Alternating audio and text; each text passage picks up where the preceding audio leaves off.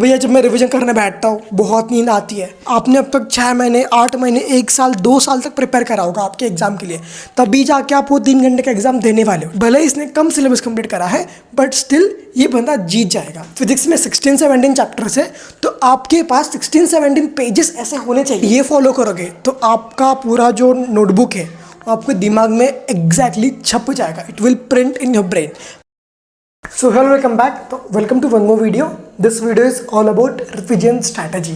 भैया पढ़ाई बहुत हो गई है बट मॉक टेस्ट में नंबर कम आ रहे हैं। सबसे बड़ा एक ही रीज़न है, लैक ऑफ रिविजन। ठीक है, इस वीडियो में जानेंगे रिविजन कैसे करनी है, what are the best way की इफेक्टिव रिविजन के लिए।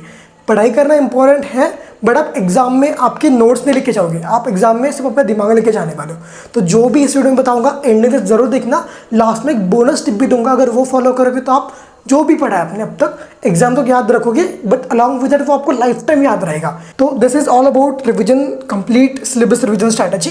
पूरा सिलेबस कैसे याद करना है, बहुत सारे चैप्टर्स है भैया। ठीक है, लाइक क्लास 12 के 47 चैप्टर्स है एंड क्लास 11 के मतलब अप्रोक्सीमेटली 60 चैप्टर्स आपको प्रिपेयर करके जाने हैं। 60 चैप्टर में बहुत सारे न्यूमरस कॉन्सेप्ट्स है, बहुत सारे न्यूमरस एक्सेप्शंस है। ठीक है, सारा कैसे याद रखना है। ठीक है, तो ये वीडियो देखना लास्ट तक, आपको कुछ भी डाउट नहीं रहेगा। You will get to know the best revision strategy in this video. ठीक है, तो लेट्स स्टार्ट द वीडियो। तो ये है कंप्लीट रिविजन स्ट्रैटेजी। पहले तो भैया रिविजन का पर्पस क्या रहता है, रिविजन क्यों करनी पड़ती है, क्यों रिविजन इतनी इंपॉर्टेंट रहती है। ठीक है, पर्पस ऑफ रिविजन। ठीक है, रिविजन का पर्पस ये रहता है कि शॉर्ट टर्म आप जो भी पढ़ते हो वो आपको लॉन्ग टर्म में कन्वर्ट करना है। दैट्स वाई रिविजन इंपॉर्टेंट है। आपने अब तक 6 महीने, 8 महीने, 1 साल, 2 साल तक प्रिपेयर करा होगा आपके एग्जाम के लिए, तभी जाके आप वो 3 घंटे का एग्जाम देने वाले हो। ठीक है, तो आपको 2 साल का पढ़ा हुआ 3 घंटे के एग्जाम में यूटिलाइज करना है। दैट्स वाई आप जो भी पढ़ रहे हो आपको लॉन्ग टर्म में आपको कैसे भी करके कन्वर्ट करना है। दैट्स वाई अपन रिविजन करते हैं अपनी नोट्स की। ठीक है, तो रिविजन का पर्पस यही है कि आपको शॉर्ट टर्म का लॉन्ग टर्म में कन्वर्ट करना है। फॉर एग्जांपल, आपने परसों डिनर में क्या खाया था आपको याद नहीं होगा, आपने परसों मॉर्निंग में ब्रेकफास्ट में क्या खाया था आपको याद नहीं है, बट आपको एग्जाम में आपने 1 साल पहले क्या प्रिपेयर करा था आपको वो जाके लिखना है। ठीक है, that's why this is important. Okay, चलो अगर अपन कंसिडर करेंगे 2 सिनारियो कि भाई पहला जो बंदा है जिसने 70% सिलेबस कंप्लीट करा है, सेकेंड बंदा जिसने 100% सिलेबस कंप्लीट करा है। ठीक है, बट पहले वाले ने इतना सिलेबस कंप्लीट करके ही फोकस करा है रिवीजन के ऊपर, उसने प्रॉपरली सब कुछ रिवाइज करा है। ठीक है, एंड सेकंड अपना जो बंदा है जिसने रिवीजन इतना प्रॉपरली नहीं करा है, उसने सब सिलेबस भगाया है। ठीक है, आप में से बहुत सारे ऐसे लोग रहेंगे जिनने ये सेकंड वाला जो सिनारियो वो फॉलो करा होगा कि भैया मैंने सिलेबस पूरा कंप्लीट कर लिया है बट मॉक टेस्ट में स्कोर कम आ रहे हैं। ठीक है, आप वही बच्चे हो, आपने रिवीजन प्रॉपरली नहीं करी है। ठीक है, आप एक्सेप्ट करो आपने रिवीजन प्रॉपरली नहीं करी है। अगर रिवीजन प्रॉपरली कर लेते तो फॉर श्योर आपके बहुत अच्छे मार्क्स आते हैं। ठीक है, तो अगर आप रिवीजन लाइक सिलेबस कम भी करोगे बट जितना भी पढ़ा है उतना रिटर्न करोगे वापस तो आपका कॉन्फिडेंस एक्चुअल में हाई रहेगा।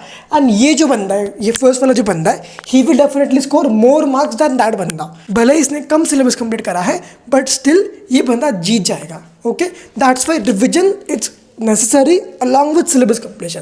सिलेबस कंप्लीशन ज़रूरी है बट जो पढ़ा है उस पर ग्रिप होना बहुत ज़रूरी है। आपने 3 महीने पहले कोई चैप्टर पढ़ा था, उस टाइम पे वो आपको बहुत अच्छे से आता था, बट अगर आप अभी वो ओपन करते हो तो आपको कुछ याद भी नहीं आ रहा है ना आपके क्वेश्चन सॉल्व हो रहे हैं। ठीक है, that is all about this revision. Okay, चलो नेक्स्ट पे आते हैं।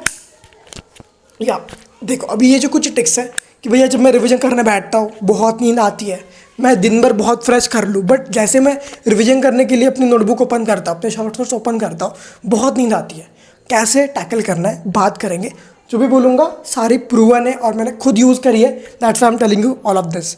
ठीक है, पहली चीज़ आपको विजुअलाइज करना है। ठीक है, आपको पता होगा विजुअलाइजेशन टेक्निक। कोई थियरी सब्जेक्ट हो आपको एक एक चीज़ विजुअलाइज करने का ट्राई करना है। ठीक है, अगर कोई न्यूमेरिकल वगैरह है ऑफकोर्स आप वो तो विजुअलाइज नहीं कर पाओगे बट थियरी सब्जेक्ट में आपको विजुअलाइज करना है। फॉर एग्जाम्पल, अपन अगर पीरियोडिक केमिस्ट्री देखें, ब्लॉक केमिस्ट्री, वहाँ पे देखो ब्लॉक्स रहते हैं, SPDF ब्लॉक। ठीक है, वहाँ पे ट्रेंड्स रहते हैं, इलेक्ट्रोनेगेटिविटी हो गया, आपका आयोनिक रेडियस हो गया, वो ट्रेंड आपको याद करने में बहुत दिक्कत आती है। तो उसको कैसे विजुअलाइज करना है, giving you example on behalf of ionic radius. ठीक है, आपका आयोनिक जो रेडियस रहता है, ठीक है, सभी को पता होगा आपका आयोनिक रेडियस जो ट्रेंड रहता है वो डाउन अ ग्रुप बढ़ते रहता है। मतलब आपका जो आयोनिक रेडियस है एक एक बढ़ते रहता है and left to right for metals वो आपका कम होता है। ठीक है, कम होता है एंड ऊपर से आपका बढ़ता है, इंक्रीज करता है।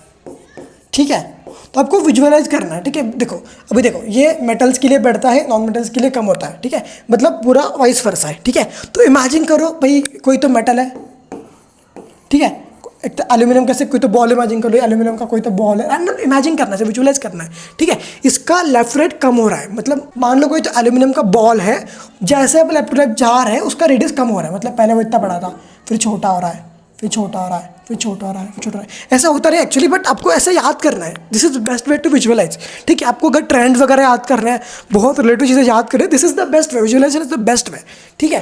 एंड अगर ऊपर से नीचे तक बढ़ रहा है तो इमेजिन कर लो भाई एल्यूमिनियम है, ठीक है, ऊपर आता है, नीचे और बड़ा हो रहा है, और बड़ा हो रहा है, और बड़ा हो रहा है, ठीक है। ऐसा आपको ड्रॉ वगैरह नहीं करना, आपको विजुअलाइज करना कि ऐसा ऐसा होता है। ये करोगे तो आपको यार मोस्टली सारी चीज़ आपको एक पिक्चोरियल फॉर्म में याद हो जाएगी। देखो हम जब छोटे बच्चे थे उस टाइम हम लोग पढ़ते थे कि भाई A for apple, B for ball. उस टाइम पे ना वहाँ पे सिर्फ ABCD नहीं था, वहाँ पे ए के सामने एप्पल भी था, बी के सामने बॉल भी था, सी के सामने कैट भी थी। इट्स जनरल ह्यूमन टेंडेंसी कि आप जो देखते हो, जो विजुअलाइज करते हो, वो लॉन्ग टर्म में याद होता है, ठीक है। दैट्स आपको ये ट्रिक बहुत काम आने वाली है, मतलब बड़ी बड़ी चीज़ें शॉर्ट करने में। साथ में आपको न्यूमोनिक्स बनाना है, मतलब देखो आपका फॉर एग्जांपल पीरियोडिक टेबल ही पकड़ लो, वहाँ पे आप याद करते हो, ठीक है। देखो अपना S ब्लॉक रहता है फॉर एग्जांपल, ठीक है, आपका S ब्लॉक है, आपका P ब्लॉक है, आपका D ब्लॉक है, आपका F ब्लॉक है, आपका हाइड्रोजन हो गया, हीलियम हो गया, लिथियम बेरिलियम बोरान। फर्स्ट वाला जो ब्लॉक रहता है हेलिना की रुबिना से फरियाद, ऐसे कुछ तो था वो, ठीक है। मतलब ऐसे न्यूमोनिक्स के वो बनाना है, ठीक है। हर एक चीज़ में ट्राई करो। अगर ऐसे कोई लाइक एग्जांपल दिए कि भाई कोई तो पॉलीमर है जिसके 5-6 यूजेस है, तो भाई न्यूमोनिक बना लो, पहला वर्ड उसका पकड़ लो, कुछ तो न्यूमोनिक्स बना लो, ठीक है। तो आपको न्यूमोनिकल टेक्निक भी यूज़ करनी है, आपको काफ़ी हेल्पफुल रहने वाली है, ठीक है। Second one is speak loudly while reading. जब भी आप थियोरी सब्जेक्ट पढ़ रहे हो, मान लो कि मॉर्निंग का टाइम है, तब नींद बहुत आती है, उस टाइम पे करना क्या है, आपको सेम सब्जेक्ट ऐसे लाउडली बोल बोल के पढ़ना है, ठीक है। होता क्या है उससे कि पहली चीज़ कि अपन बैठ के पढ़ोगे तो आपको नींद आएगी, ठीक है। बट अगर चल के पढ़ोगे, मान लो कि मैं कोई टेक्स्ट बुक मैंने हाथ में ला कि मैं रीड कर रहा हूँ, चलते चलते मैं रीड कर रहा हूँ, आपको लाउडली करना है। उससे होगा कि आपकी नींद भी जाएगी एंड खुद का आवाज़ जब सुनते हो तो कॉन्फिडेंस भी बढ़ जाता है, ठीक है। तो this technique is also helpful for you, speak loudly while reading, okay. Next one, use highlighters and sticky notes. जब भी आप सेकंड टाइम आपका बुक रीड करते हो, ठीक है, आपको स्टार्टिंग ऑफ कोर्स वो जो भी रीडिंग करनी है आपको आपके खुद के नोट से ही करनी है, ठीक है। उस टाइम आप क्या कर रहे हो, फर्स्ट टाइम अपने लेक्चर देखा था, आपने नॉर्मल नोट्स बनाए थे, अब रिवीजन के लिए जा रहे हो, इंपॉर्टेंट कीवर्ड्स हाईलाइट करो, हाईलाइटर यूज़ करो या फिर कोई अलग कलर का पेन यूज़ कर लो, पेंसिल यूज़ कर लो, हेल्प होता है, ठीक है। लास्ट में हेल्प होता है, ठीक है।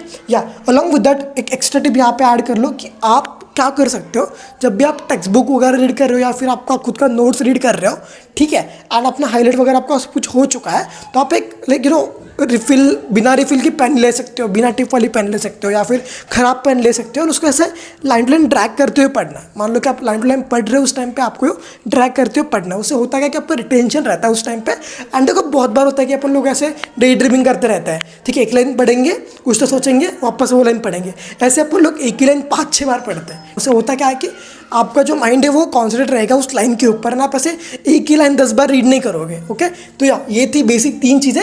इसके बाद में आपका जो आता है दैट इज़ आपका महाअस्त्र। आपका महाअस्त्र यहाँ पे बहुत हेल्प करने वाला है, ठीक है। ये आपको सभी को बहुत ध्यान सुनना है, ठीक है। अगर कहीं पे घूम गए तो फोकस ऑन मी, ये बहुत इंपॉर्टेंट है। महाअस्त्र बहुत इंपॉर्टेंट, ठीक है। इसमें होता क्या है, व्हाट इज़ महाअस्त्र। आपका महाअस्त्र है आपके सुपर शॉर्ट नोट्स, ठीक है। दिस इज योर महाअस्त्र, सुपर शॉर्ट नोट। ये क्या रहता है भैया, आपने मान लो कोई चैप्टर है, ठीक है, ऑर्गेनिक केमिस्ट्री आपने कंप्लीट करा मान लो 40 पेजेस में, you took 40 pages to complete organic chemistry.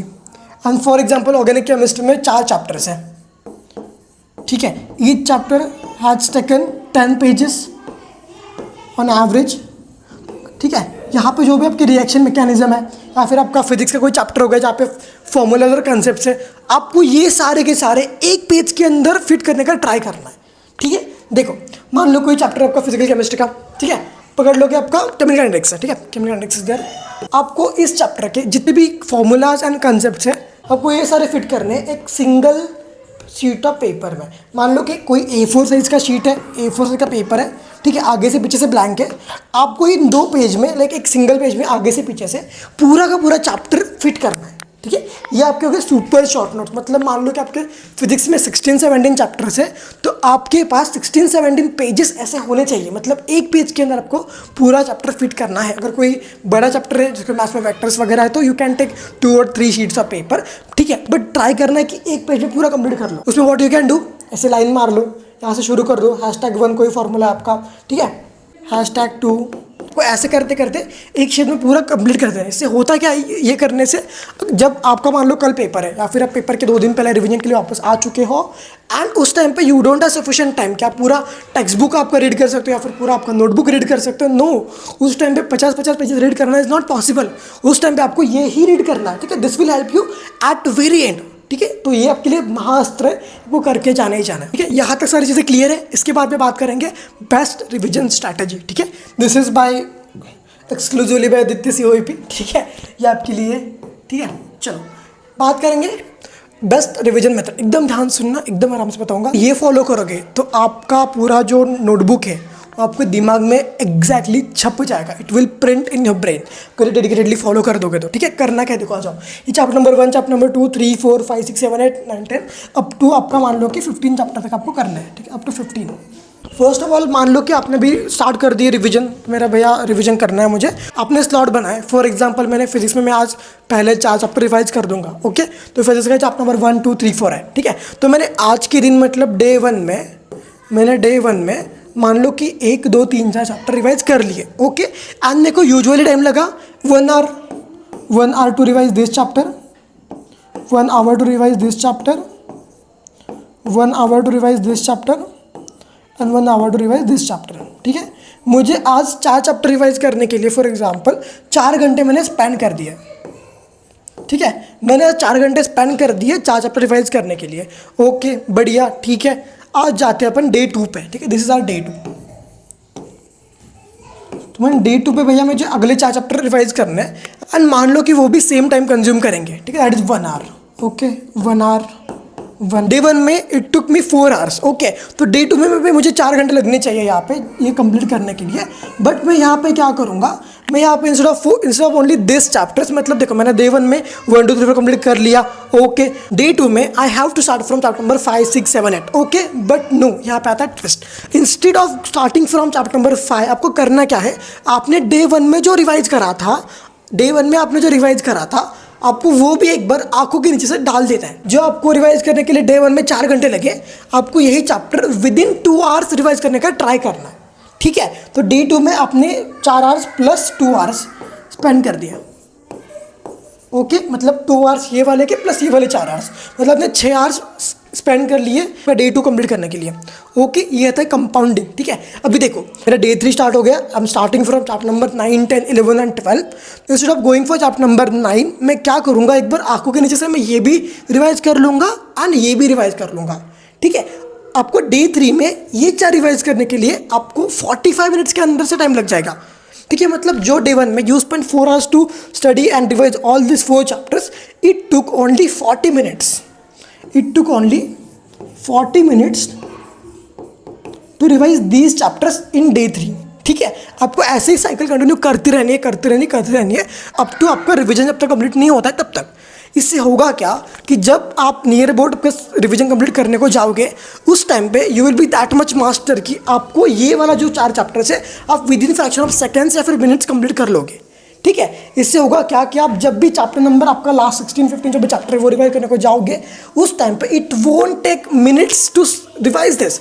आपको बस ऐसे चिट्ठी बन जाना है, ठीक है। रोबोट का चिट्ठी नहीं रहता जैसे बुक ऐसे एक टर्न फेंक देता है, आप वैसे बन जाओगे। एक बार यूज़ करके देखना है and you will get to know कि एक्चुअल में वर्क करता है।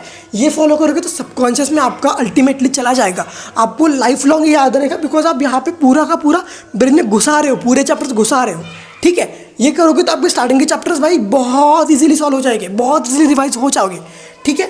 चलो अभी आते हैं आपके फाइनल बोनस टिप के ऊपर। भैया व्हाट इज बोनस टिप, ठीक है। बोनस टिप के लिए आप लोग बहुत वेट कर रहे थे, स्टार्टिंग में मैंने बोल दिया था। तो बोनस टिप की यही है कि आप जो भी पढ़ रहे हो या फिर आपका एक बार रिविजन हो चुका है तो स्टार्ट टीचिंग योर फ्रेंड्स, ठीक है।